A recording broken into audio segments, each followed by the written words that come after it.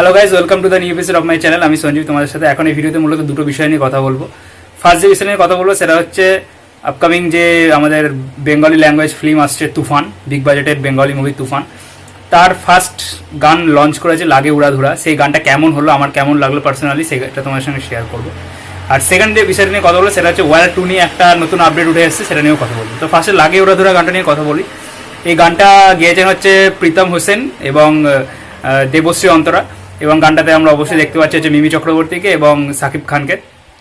তো গানটার পজিটিভ ও নেগেটিভ দিক নিয়ে কথা বলবো। গানটার ফার্স্ট পজিটিভ দিক হচ্ছে সাকিব খান। ভাই সাকিব খানকে কি লাগছে, মানে সাকিব খানের লাস্ট যে সিনেমাটা বেরিয়েছিল রাজকুমার, ওখানে আমার সাকিব খানের ওই যে মানে ক্লিন শেভ দাড়ি গোপছাড়া একদম মাখন্দ লুকে যতটা বাজে লেগেছিল, এখানে ওই যে হালকা দাড়ি গোপ তার সাথে চশমা প্লাস যেরকম ড্রেসিং সেন্স সাকিব খানকে দিয়েছে, স্পেশালি একটা জায়গায় দেখবেন যেখানে ওই সাদা রঙের জামা এক পাশটা কালো, ওই যে ড্রেসিং সেন্সটা আর চোখে গুগলস পরা রয়েছে, মানে ফাটিয়ে লাগছে সাকিব খানকে, মানে অসাম লাগছে।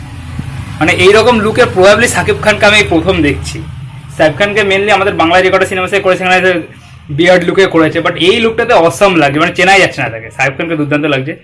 মিমি চক্রবর্তীকে মানে আমার ফার্স্ট টাইম আমি দেখলাম মেয়েদের মতো প্রেজেন্ট করেছে, কারণ তাকে যে সিনেমায় আমি দেখেছি সেই সিনেমায় দেখে ওই যে একটু মানে সেই ছেলেদের মতো একটা এরকম হাঁটা চলা হবে, ছেলেদের মতো ডায়লগ হবে, এরকম ভাবে প্রেজেন্ট করে। এখানে একটু দেখলাম গানটার মতো যে মেয়েদের মতো প্রেজেন্ট করা হয়েছে, এটা ভালো লাগছে দেখে।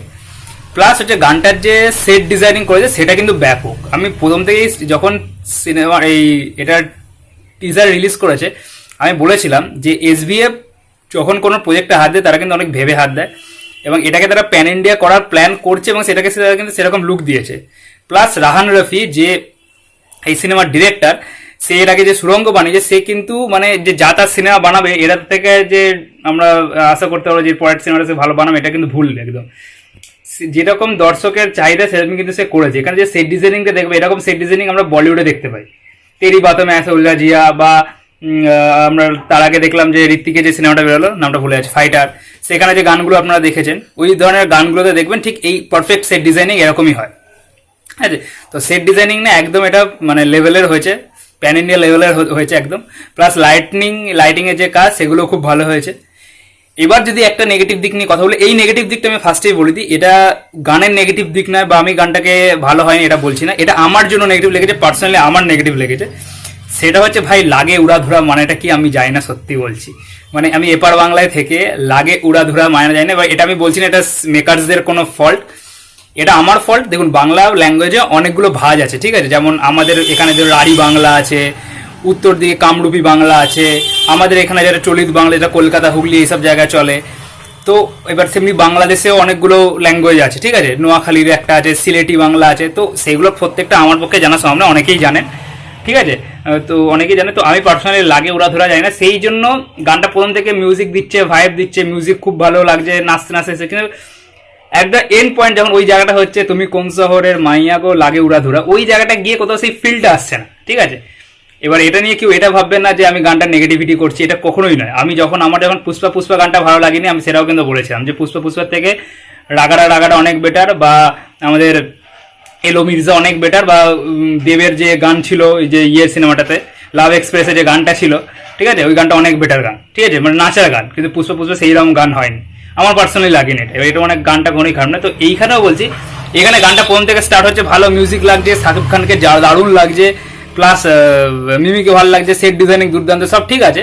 কিন্তু ওই যে জায়গায় গিয়ে লাগে উড়াধুরা বলছে, এই জায়গাটা ঠিক আমার পার্সোনালি পছন্দ হয়নি। আর প্লাস আর একটা জিনিস যে আমি টিজারের সময় বলেছিলাম, এই যে একটা যে ওখানকার যে চলিত বাংলাদেশি যে আইয়া জাইয়া এইরকম যে ল্যাঙ্গুয়েজটা, এই ল্যাঙ্গুয়েজটা আমাদের এপার বাংলার সঙ্গে মানাতে একটু প্রবলেম হয়। এইখানেও যে গানটা দেখবেন পুরো গানটাই কিন্তু এই সাধু ল্যাঙ্গুয়েজে করা, ঠিক আছে। তো সেইটা একটু প্রবলেম হচ্ছে পার্সোনালি আমার মনে হলো, এটা যদি চলিত বাংলায় করতো তাহলে খুব বেটার হতো। ওভারঅল গানটা ভালো গান, খারাপ কোনো জায়গাতে নেই, গানটা অবশ্যই ভালো গান একটা।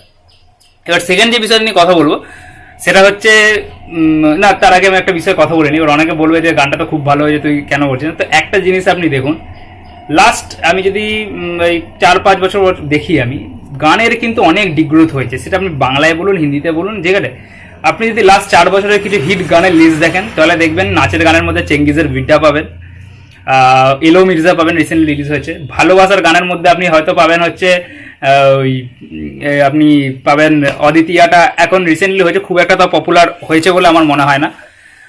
তার আগে আপনি ওই চেঙ্গিজের কিছু গান পাবেন, ভালোবাসার মরসুম পাবেন, তারপরে একটু যদি মোটিভেশনাল গান চাই তাহলে বাঘা যতীনের কিছু গান পাবেন, প্রজাপতির লাস্টের যে গানটা ভেঙে দেখো আমায় ওটা পাবেন।